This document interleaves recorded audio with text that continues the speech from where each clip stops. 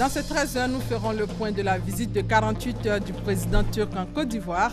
Visite marquée entre autres par la signature de plusieurs accords de coopération et le Forum économique ivoiro-turc. Les présidents ivoiriens et turcs se sont engagés pour un partenariat gagnant-gagnant.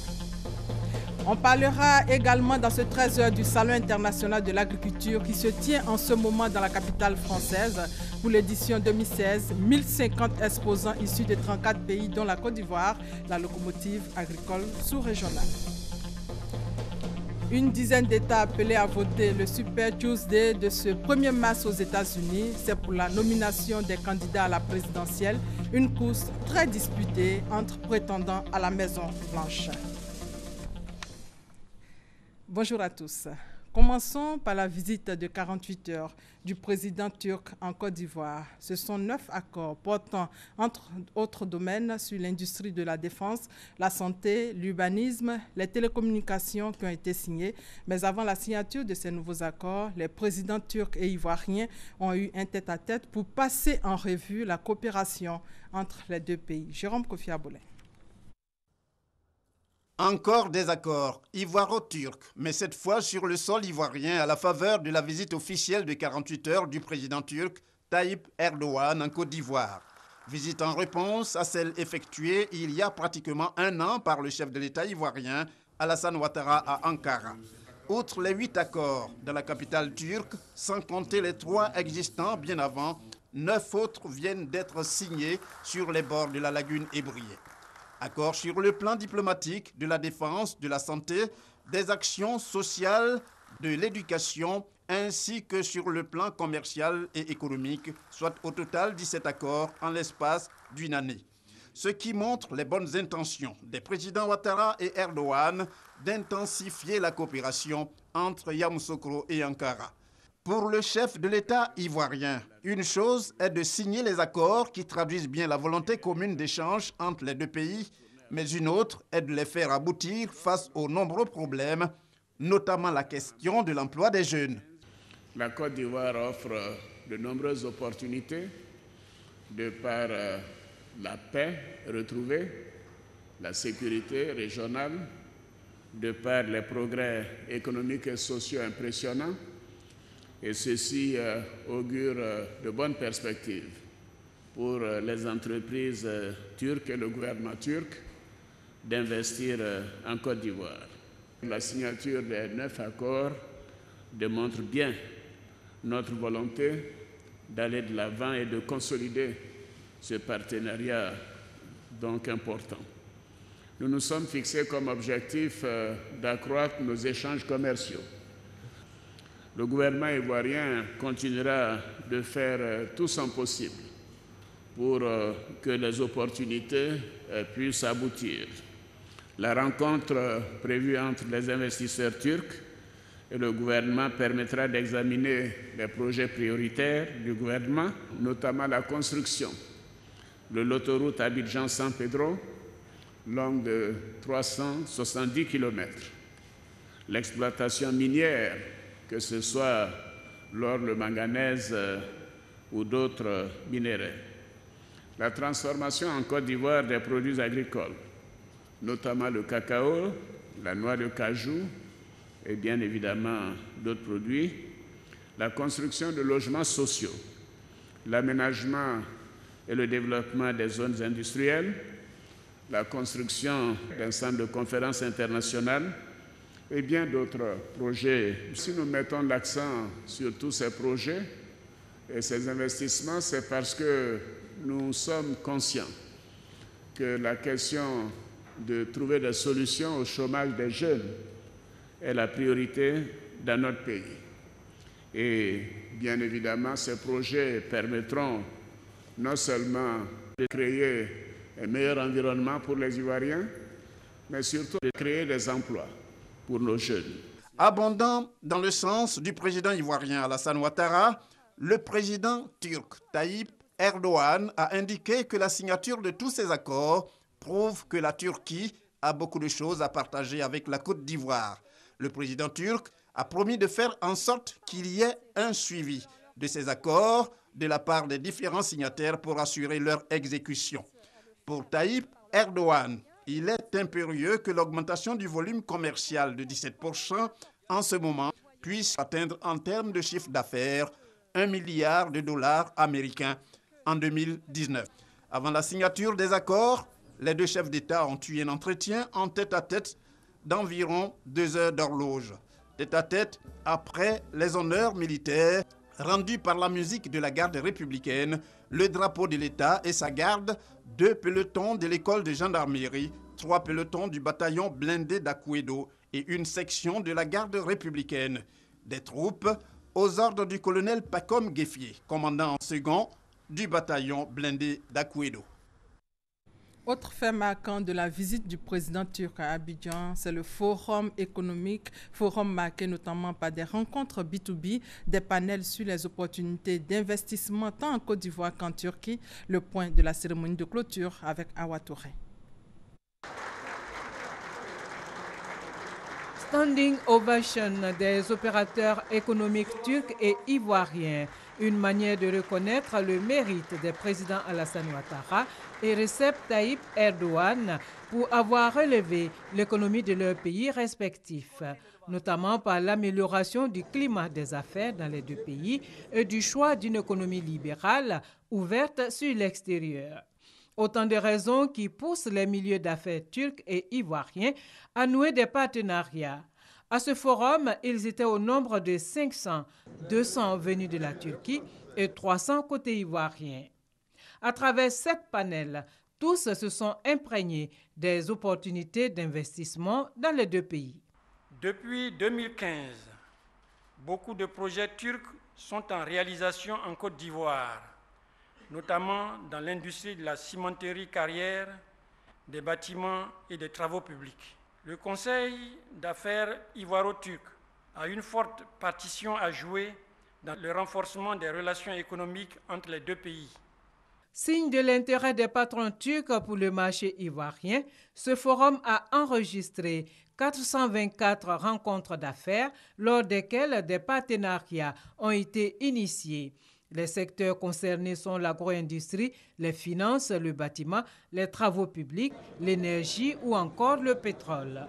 Au nom des deux présidents, le Premier ministre Daniel Kablan-Duncan s'est réjoui des retombées prometteuses de ce forum qui vise à consolider les relations économiques entre la Côte d'Ivoire et la Turquie.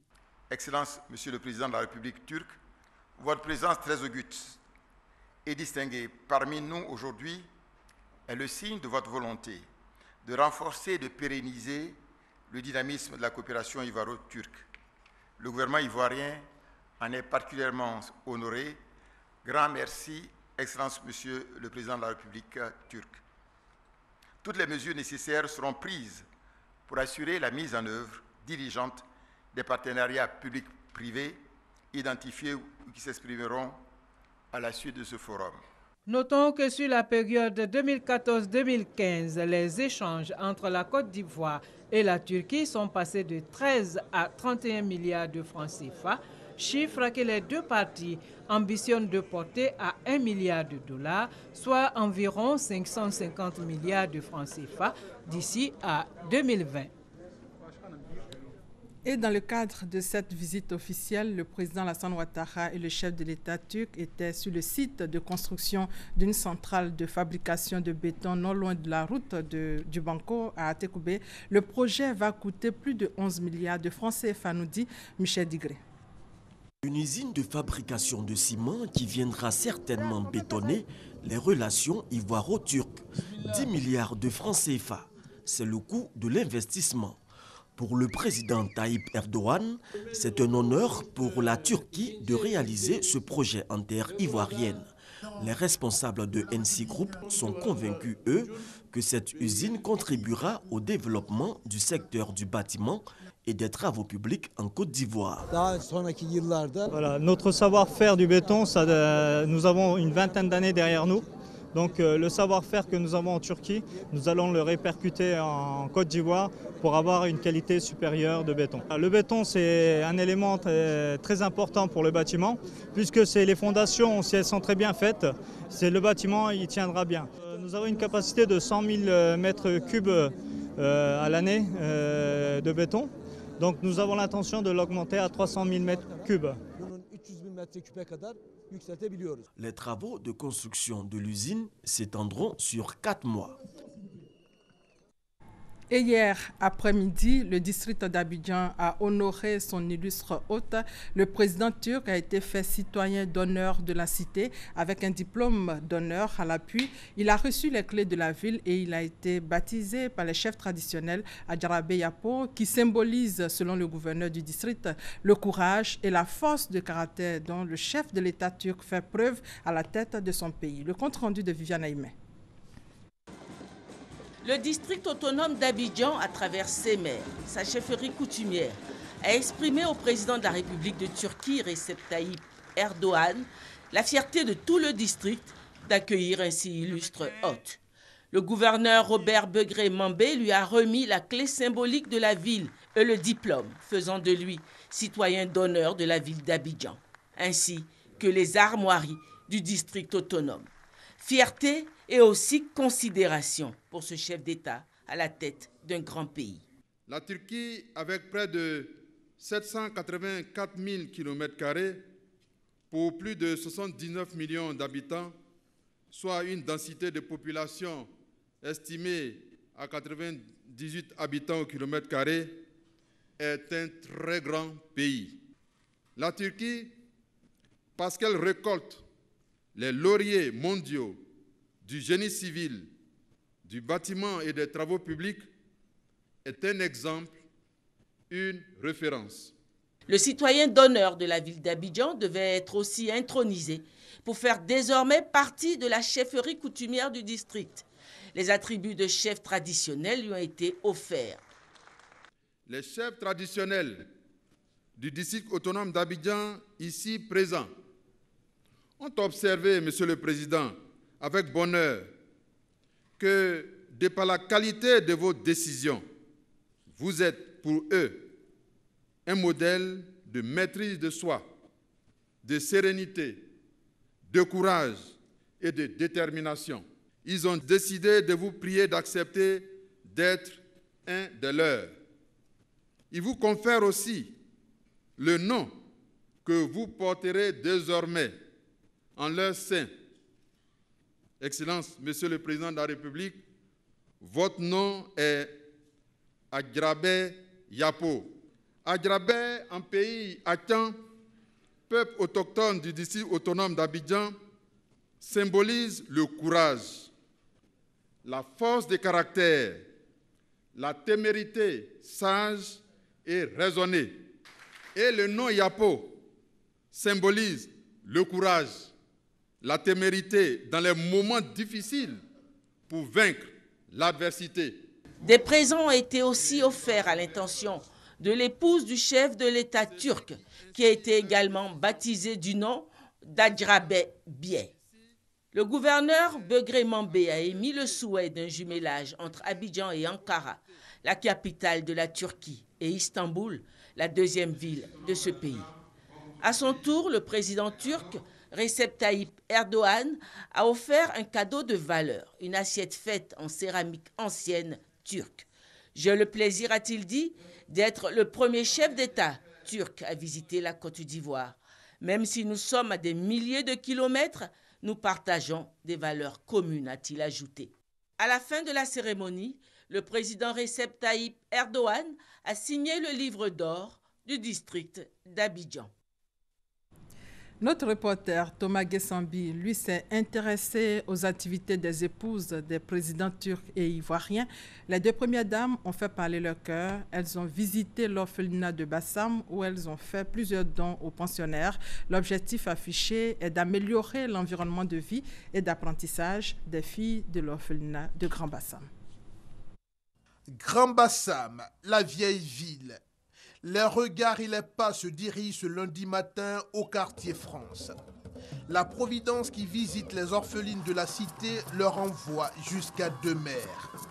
Dominique Ouattara, première dame de Côte d'Ivoire, en compagnie de la première dame de Turquie, Emin Erdogan.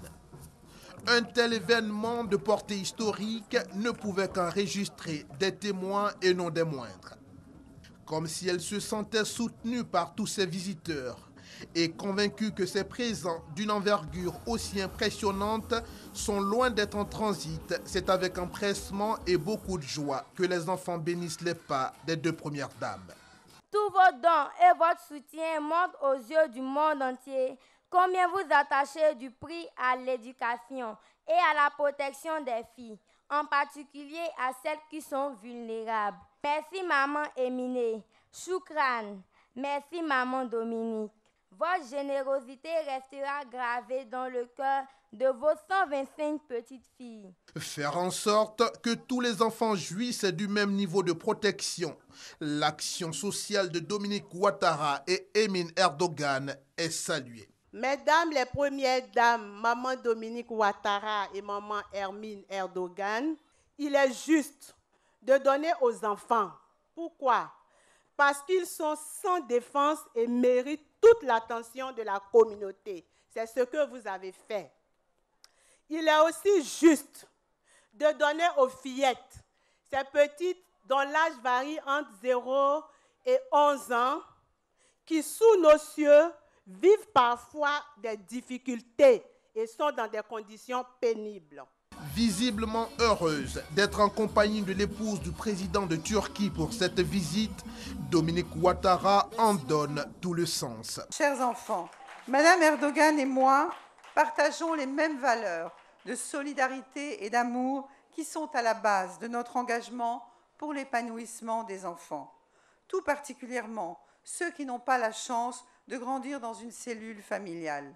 C'est pourquoi il était important pour nous d'améliorer l'environnement de vie et d'apprentissage de nos jeunes filles de l'orphelinat. Pour Emine Erdogan, chaque enfant, quel qu'il soit et où qu'il soit, a besoin d'un amour chaleureux. Et c'est ce qu'elle s'efforce à donner autant que faire se peut. Je suis très ravie de faire la connaissance de vous, chers enfants. Que ce soit dans le monde, chaque enfant a besoin d'un foyer chaleureux, de tendresse, d'éducation et de pouvoir jouer librement et d'un amour inconditionnel qui leur est réservé. Et garder l'espoir dans les cœurs de ces jeunes, c'est vraiment notre responsabilité en tant que responsable humanitaire. Je voudrais remercier la première dame Ouattara vraiment pour prendre sous sa protection ces enfants.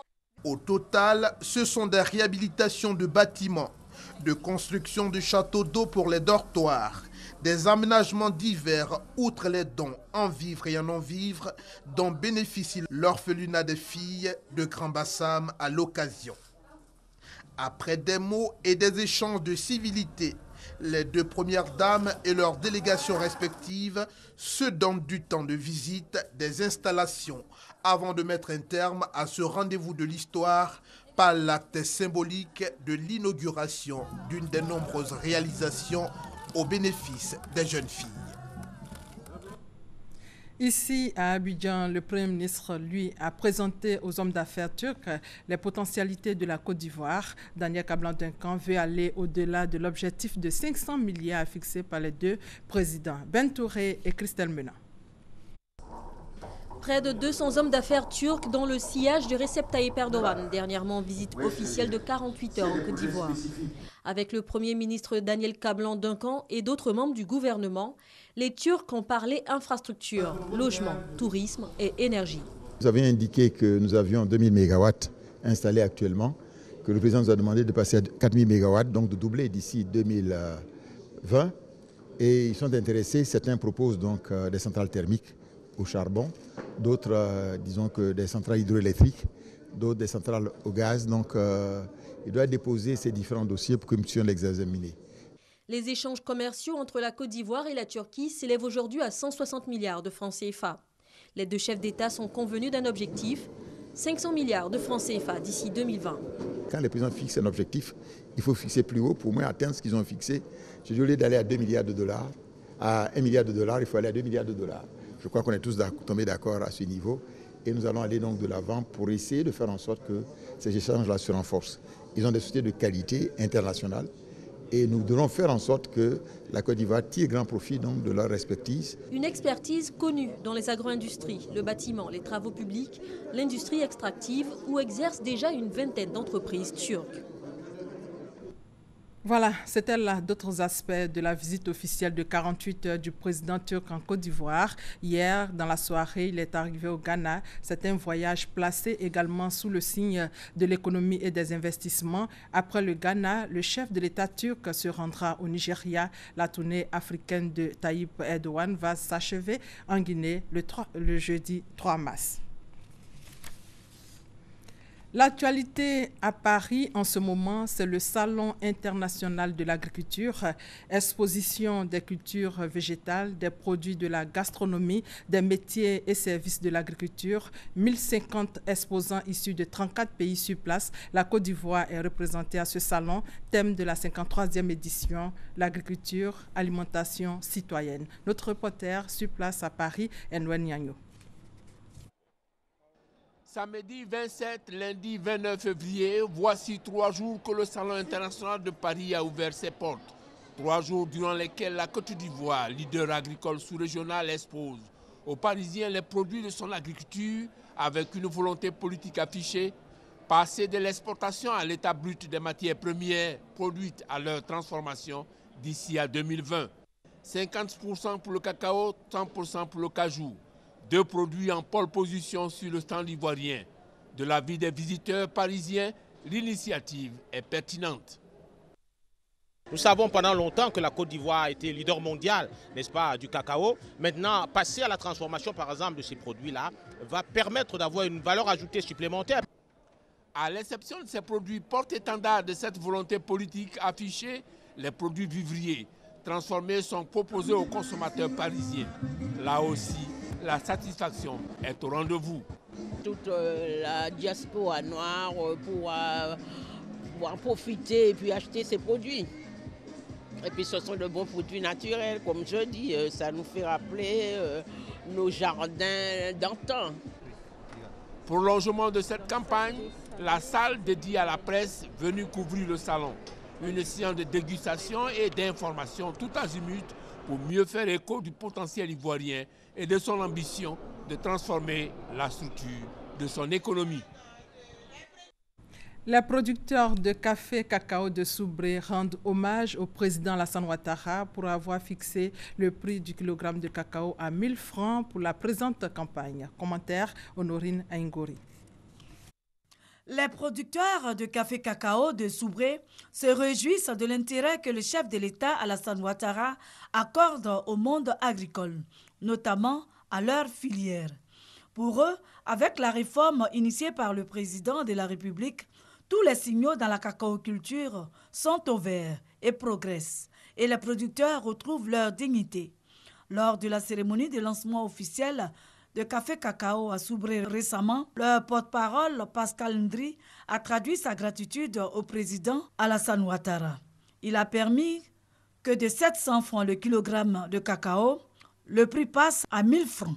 Mieux, l'environnement de la production du cacao s'est nettement amélioré avec de nombreuses infrastructures de base, notamment au niveau sanitaire, éducation, eau, électricité et pistes de collecte de cacao.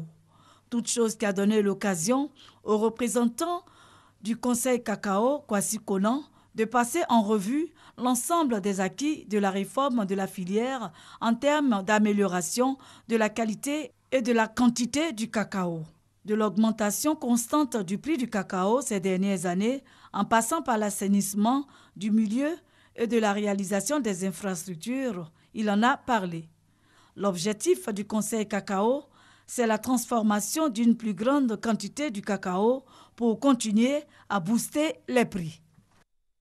Bientôt, des unités de transformation de manioc à Dimbokro, Bokanda et Kwasi-Kwasikro, le top départ des travaux donnés en présence de la présidente de la Fondation Servir, Mme Henriette Konabedié. Elle a invité les populations à entreprendre des activités génératrices de revenus pour lutter contre la pauvreté. La construction de l'unité de transformation du manioc s'inscrit dans le cadre du projet Boucle du manioc dans la région du Nzi, nous dit Francis Boifo.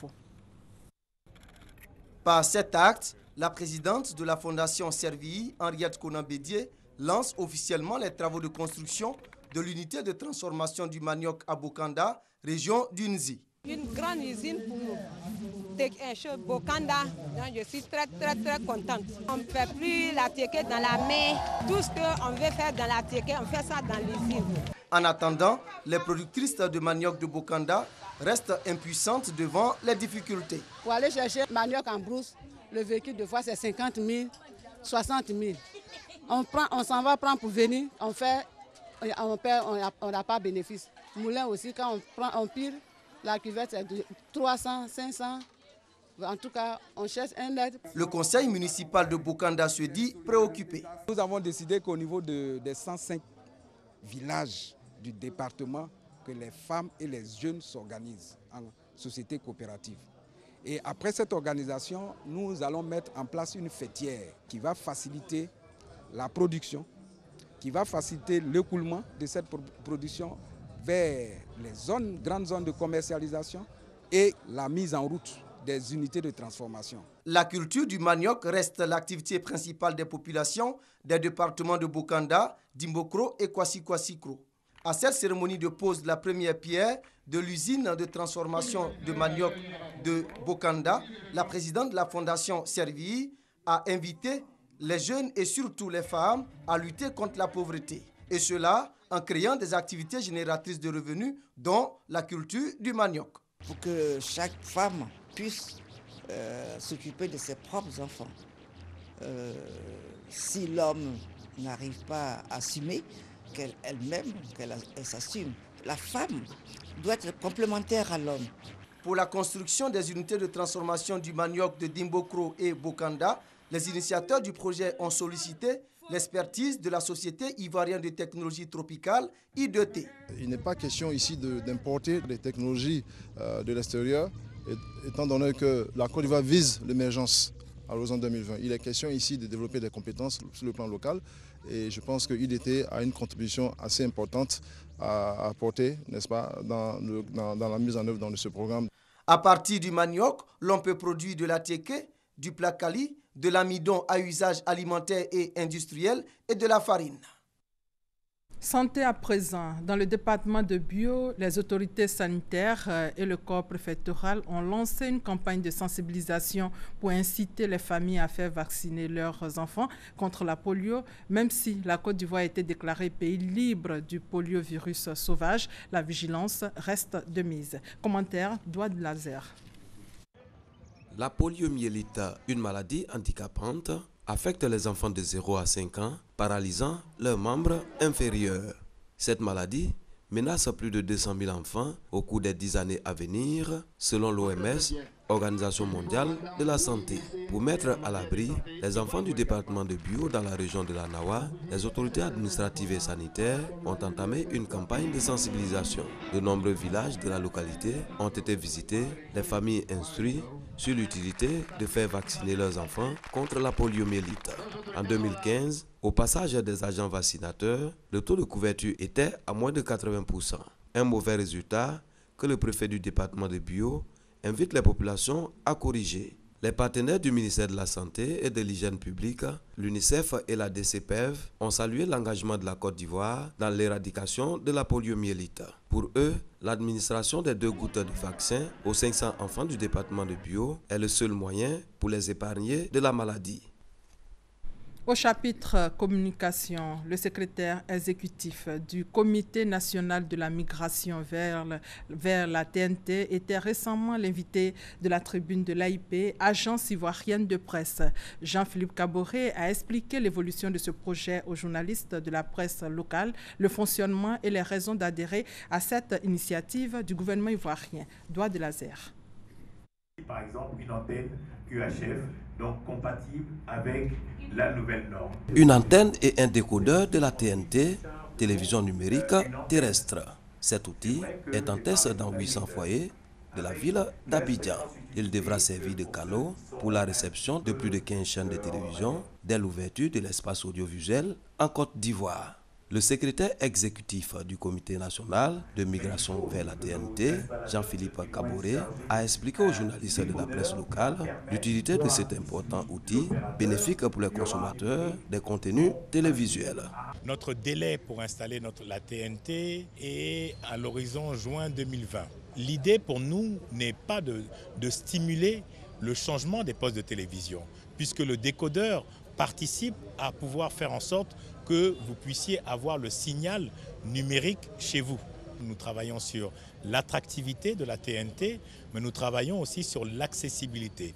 Les frais d'abonnement s'élèvent entre 25 et 35 000 francs CFA, le pack pour un foyer. Un prix qui sera revu à la baisse avec l'implication du gouvernement ivoirien, selon l'invité de la tribune de l'agence ivoirienne de presse, AIP, Jean-Philippe Kaboré. 40 milliards de francs CFA seront investis par l'État de Côte d'Ivoire pour la mise en œuvre du projet de télévision numérique terrestre. Enjeu crucial pour les primaires du Super Tuesday de ce 1er mars aux États-Unis. Une dizaine d'États appelés à voter pour la nomination des candidats à la présidentielle, ce qui pourrait à la fois écrémer davantage le camp républicain et conforter le statut de favori d'Hillary Clinton.